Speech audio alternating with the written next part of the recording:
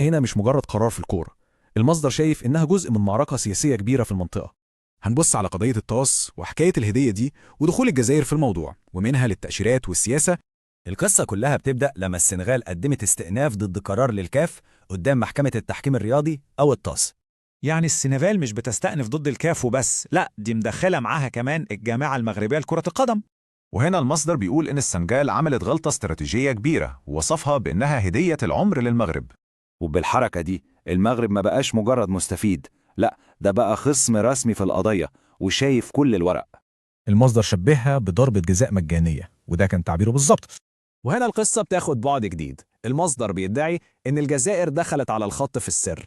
الاتهام بالتحديد إن في محامي جزائري هو اللي بيقدم استشارات للسنغال في القضية دي، والدليل اللي بيقدمه المصدر هو مقطع فيديو فيه زلة لسان من متحدث معين. زلة اللسان دي المصدر بيشوفها دليل على إن الجزائر هي اللي في الصورة ورا الكواليس. طيب، من المحكمة الرياضية القصة بتكبر وبتروح لكأس العالم 2026 والموضوع بيقلب سياسة. القصة إن أمريكا حسب المصدر هتطلب ضمان فيزا ب$15,000 من مشجعي دول معينة، والشرط ده حسب المصدر بيطبق على 5 دول أفريقية بالذات.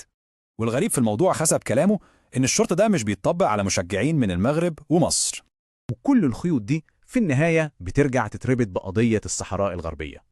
المصدر بيركز على تصريح لمسؤول أمريكي وبيشوف إنه تلميح لتحرك أمريكي جديد ضد البوليساريو.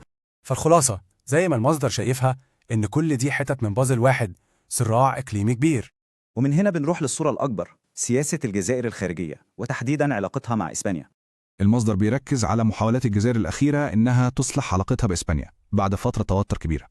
وهنا المتحدث بيتساءل بسخرية، هل ده معناه إن الجزائر قدمت تنازل دبلوماسي كبير؟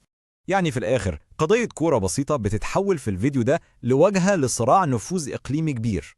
كل ده بيخلينا نفكر في سؤال مهم: لحد فين الرياضة والسياسة داخلين في بعض في منطقتنا؟